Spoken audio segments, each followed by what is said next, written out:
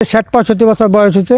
এটা বিগত ২০০ বছরের আগে থেকে এটার মানে সূচনা। এই যে সারিপুরের নামকরণ হলো, দুইটা সার এই জায়গায় লড়াই করছে। দুইটা সারের লড়াই করার পরে যে মানে এই জায়গায় গর্ত হয়েছিল, সার তো উঠেই নাই, গর্ত হওয়ার পরে আস্তে আস্তে আস্তে আস্তে যেমন গভীর হয়ে গেছে, মানে ডেবে গেছে আস্তে আস্তে ডেবে গেছে। কিন্তু এইটার পরে এই মানুষ চলাফেরা করতে করতে করতে করতে এইটা মানে মানুষের স্বপ্নে দেখাইছে বা কিছু অলৌকিক দেখানোর পরে এইটার মধ্যে মানে মানতি শুরু, মানে এই যে মাজারে যে মানতি এটা শুরু। এই যে আপনি তো নামাজ কালাম পড়েন, এই যে আসলে কি আপনি যে মাজারে অনেকে যে মানত করে, এটা আসলে আপনি কি এটা বিশ্বাস করেন? আমি বিশ্বাস করি, মানে কেমন বিশ্বাস করি, আমাদের ইসলামিক শরীয়ত মোতাবেক আমার এইটা সেরেকি এটা ইসলামিক মোতাবেক এটা হয় না। কোনো মাজার মসজিদ ছাড়া কোনো মানতি চলে না। কিন্তু অবিশ্বাস করি না, এটা ঘৃণা করি না, কারণ যার যার মনের ব্যাপার, এটা আল্লাহ বাকি জানে এর মধ্যে কি আছে। এই সেই সারের পুকুর, যেখানে আপনি টাকা পয়সা যে কোনো কিছু যদি মানত করেন আপনার আশা পূর্ণ হবে। আপনি এখানে অনেক মানুষ অনেকভাবে দান করে থাকে এবং তারা মানত করে থাকে, তারা যে যদি আল্লাহ পাক যদি আমার সন্তান হয় তাহলে আমি সারের পুকুরে এটা দেব, ওটা দেবো, সেটা দেব। আবার অনেকে ভালোবাসার জন্য অনেকে এখানে টাকা দান করে, যে আমি একটা মেয়েকে ভালোবাসি, তারা যদি আমি পাই, সেইভাবে এখানে দান করে থাকে। তো এই যে দেখেন একজনে কিন্তু দুধ নিয়ে এসেছে, দেখেন এই যে দেখেন দুধ ডালতেছে। কয় কেজি দুধ কাকা? মা বানা তো যা হয়েছে সব দা হয়েছে, তা মানে বুঝলাম না। গায়ে যথানি হয়েছে একদিনে, একটানে ব্যাখ্যানি একদিনে যা হয়েছে তাই। এই যে দেখতে পাচ্ছেন গায়ের দুধ, মানত করেছিল যে তার গায়ে প্রথম দুধ, এটা 7 দিনকার 7 দিনকার দুধ। মানে উনি বলেছিল যে গায়ে যদি 7 দিনের দুধ হয়, সে দুধ আমি সারের পুকুরে দিয়ে দেবো। তো এই যে সারের পুকুরে দিয়ে দিছে না। তো এটা কি বাছুর হওয়ার আগে মানত করছিলেন? বাছুর হওয়ার আগে মানত করেছে, যদি বাছুর হয় 7 দিন পরে যে দুধটা হবে ভালো বালবালার মতো আল্লাহ তাহলে সেই দুধটা উনি সারের পুকুরে দেবে। উনি কিন্তু সেই দুধটা এখানে কিন্তু দিয়ে দিছে, মানত করছিল যে। তো এখানে আপনি আসলে থাকেন কোথায়? আমার বাড়ি হলো মাজু খান। কত দূর এখান থেকে? কয় কিলো? সখীপুর থেকে 3.5 মাইল 4 মাইল। 3.5-4 মাইল দূর থেকে কিন্তু নিয়ে এসেছে, কিন্তু নিজে দিতেছে।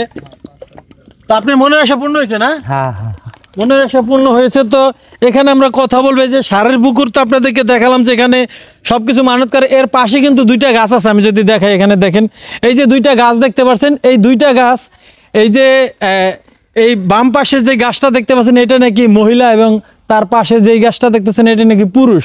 তো এখানে আমরা আসার পরে মানে মানুষজন বলা বলি করতেছে যে গাছ একটা মহিলা, একটা পুরুষ।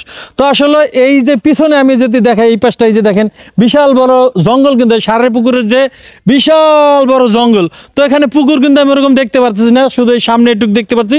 তো এখানে একজন মুরব্বী আছে, আমি তার থেকে আসলে জানার চেষ্টা করব এই পুকুরের রহস্যটা কি, এটার আসল গল্পটা কি। আসসালামু আলাইকুম। ওয়ালাইকুম আসসালাম। ভালো আছেন আপনি মুরব্বী? আলহামদুলিল্লাহ। মুরব্বী বলছি, আবার না রাগ করবেন না তো? ৬০-৬৫ বছর বয়স হয়েছে মুরব্বী তো। না ওই যে আবার কয় মুরব্বী দেখছেন তো, এই জন্য আবার ভয় পাই। এর আগে নাকি কে বলছে এতে নাকি নাতিরে ধরে মাইরে এলেছে ভিডিও, এই জন্য একটু ডরাই। ঠিক আছে না আমার কথা? ঠিক আছে না? আচ্ছা, এখন আমাকে বলেন, এই যে সারের পুকুর, এই সারের পুকুর আসলে গল্পটা কি? গল্পটা তো এটা তো মেন কথা লাগে, যেটা আমাদের ৬০-৬৫ বছর বয়স হয়েছে। এটা বিগত ২০০ বছরের আগে থেকে এটার মানে সূচনা। কিন্তু এই জায়গায় এই জায়গাটা ছিল করটিয়া জমিদারের, টাঙ্গাইল করটিয়া জমিদারের। এইটা আগে কিন্তু একটা প্রচলন ছিল যে এই যে সারিপুরের নামকরণ হলো, 2টা সারের লড়াই করার পরে যে মানে এই জায়গায় গর্ত হয়েছিল, সার তো উঠেই নাই, গর্ত হওয়ার পরে আস্তে আস্তে আস্তে আস্তে যেমন গভীর হয়ে গেছে, মানে ডেবে গেছে আস্তে আস্তে ডেবে গেছে। কিন্তু এইটার পরে এই মানুষ চলাফেরা করতে করতে করতে করতে এইটা মানে মানুষের স্বপ্নে দেখাইছে বা কিছু অলৌকিক দেখানোর পরে এইটার মধ্যে মানে মানতি শুরু, মানে এই যে মাজারে যে মানতি এটা শুরু। এই যে আপনি তো নামাজ কালাম পড়েন, এই যে আসলে কি আপনি যে মাজারে অনেকে যে মানত করে, এটা আসলে আপনি কি এটা বিশ্বাস করেন? আমি বিশ্বাস করি, মানে কেমন বিশ্বাস করি, আমাদের ইসলামিক শরীয়ত মোতাবেক আমার এইটা সেরেকি এটা ইসলামিক মোতাবেক এটা হয় না। কোনো মাজার মসজিদ ছাড়া কোনো মানতি চলে না। কিন্তু অবিশ্বাস করি না, এটা ঘৃণা করি না, কারণ যার যার মনের ব্যাপার, এটা আল্লাহ বাকি জানে এর মধ্যে কি আছে। হ্যাঁ, কিন্তু অনেকে উপকার পাইছে। আল্লাহ পাকে উপকার তো করছে। আসলে এখানে এসে কি কি ধরনের মানে সুযোগ সুবিধা মানে মানুষজন আসলে কি আগে পাইতো, কি দেখতো? আগে সুযোগ মানে এখন তো মানুষই মানে তাদের মনের বাসনা এই জায়গায় অজু টজু কইরা অনেক মানুষই করে। প্রথম আসলে এখানে কি কি মানে এইটা প্রথম মানে সহন পুকুরের আমরা শুনছি যে কিনারে মানে পুকুরের কিনারে যদি আপনার বাড়িতে কোনো বিবাহ বা কোনো অনুষ্ঠান হইতো, এইটা বই লাগে তো আগের দিন যে আমার এতরি প্লেট এতরি ডেক এতরি মানে সামগ্রী দেওয়া লাগবো, উঠে থাকতো। এরকম কয়েক বছর যাওয়ার পরে যারা নিয়ে ওইটারে মানে দু একটা দেয় নাই।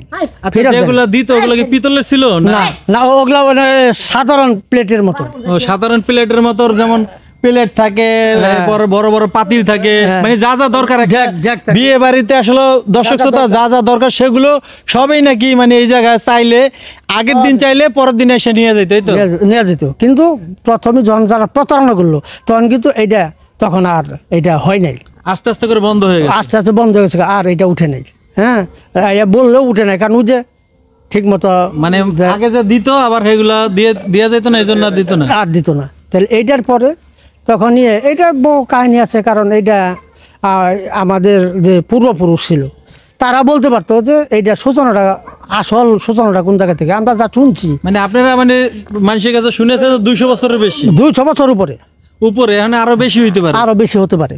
কারণ এইটার পুকুরের সূচনাটা কেউ মনে হয় মানে সঠিক মনে হয় বলতে পারবো না সঠিক। তো এখানে যারা আসে শোনা কথা বলতে শোনা কথা, এই যে আপনি তো আসেন যান, আপনি তো দেখেন মানুষজন কি বলে, মানুষ উপকার না পেলে তো আর এটা আসে না।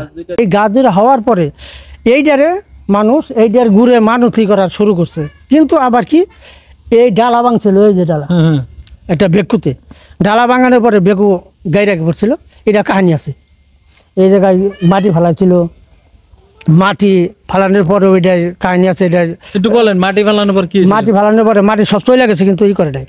মানে এখানে এটা মানে মূল কথা দর্শক শ্রোতা, এই যে আপনি দেখতে পাচ্ছেন যে কোনো কিছু করতে পারে না, মানে এই পুকুরটারে সংস্কার করতে চেয়েছিল এই পুকুরটারে মাটি ফালাইয়া এখানে একটা কিছু, যেহেতু ঢাকার ভিতরে, কিন্তু গাজীপুর কিন্তু ঢাকা বিভাগের ভিতরে, তো বেশি দূর না। কিন্তু কালিয়াকুর থেকে আপনি যদি কালিয়াকুর আসেন, চন্দ্রা যদি আসেন, চন্দ্রতন যদি আপনি যারা জিজ্ঞেস করবেন যে ভাই সারের পুকুরটা কোন জায়গায়, আপনাকে কিন্তু দেখাই দিব। যদি আপনি অটো নেন তাও কিন্তু আপনার এখানে সারের পুকুর নিয়ে আসবেন।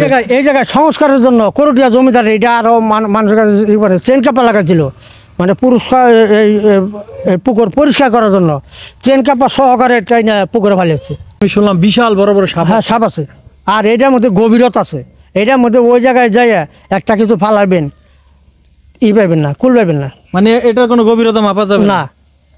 মানে কি বলতেছে আল্লাহ পাক, মাঝখান যে একটা বাস ফালাবেন ওটা খালি নিচের দিকে যাইবই, এটা মাঝখানে কি যাওয়া যায় না? যাওয়া যাবে না। যদি যায় মানে হাঁটতে পারবেন, মানে এর উপরে দিয়ে হাঁটতে পারবেন, নিচে গভীর। নিচে গভীর, নিচে পানি, কিন্তু উপর দিয়ে হাঁটতে পারবেন। এরকম হয় দর্শক শ্রোতা, আপনারা দেখেন বিশাল বিশাল সমুদ্রের উপরে কিন্তু বিশাল বিশাল সমুদ্রের এই যে বরফ বসে, বরফের উপরে কিন্তু মানুষজন হাঁটে, তার নিচে কিন্তু বিশাল বড় মানে সমুদ্র, মানে পানি আর পানি। এরকম এইটারও অবস্থা নাকি একই অবস্থা, এটার নাকি নিচে তলে গভীর, কিন্তু উপরে যে গাছপালা হয়ে ভরে গেছে, হাঁটতে পারবো। আপনারা জানেন যে ময়লা পড়তে পড়তে কিন্তু অনেক সময় গাছগাছরা হয়। তো এই অবস্থা দর্শক শ্রোতা, আপনারা এই সারের পুকুর সম্পর্কে যদি আপনাদের মতামত থেকে থাকে, আর আপনাদেরকে আমি জানালাম আসলে এটার কাহিনীটা কি, সেটা কিন্তু আঙ্কেলে পুরোপুরি কিন্তু বললো যে আসলে এখানে ঘটনাটা কি। তো এখানে যারা এই যে বিভিন্ন রকম মানত করে, এই যে ছাগল গরু বিভিন্ন রকম নিয়ে আসে, তো তারা কি এই যে রান্না বান্নার জন্য সবকিছু নিয়ে আসে না এখানে পাওয়া যায় সব? না, এটা তারা সমস্ত কিছু মানে নিয়ে আসে, সামগ্রী সমস্ত কিছু নিয়ে আসে এই জায়গা থেকে। এখন এই পুকুর থেকে তাদের যে মনের বাসনা ওইটা পূরণ হইলে তারপরে তারা আসে। যেমন আজকে অজু করে বইলা যাবো যে আল্লাহ তুমি আমাকে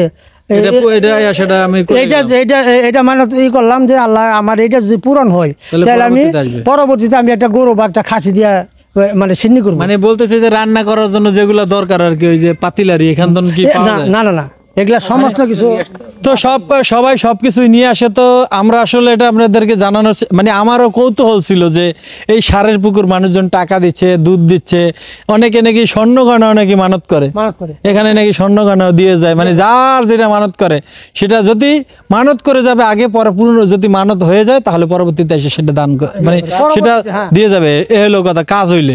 তো এই হলো অবস্থা, আপনাদেরকে দেখালাম বট গাছ এবং সারের পুকুর।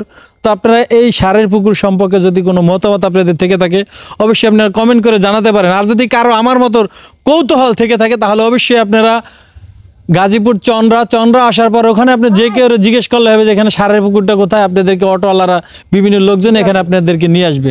তো যে যেখান থেকে দেখছেন সবার কাছে আবার অনুরোধ করবো ভিডিওটি আপনারা সবাই শেয়ার করে দেবেন। সবাই ভালো থাকবেন, সুস্থ থাকবেন, সুন্দর থাকবেন। আসসালামু আলাইকুম ওয়া রাহমাতুল্লাহি ওয়া বারাকাতুহু।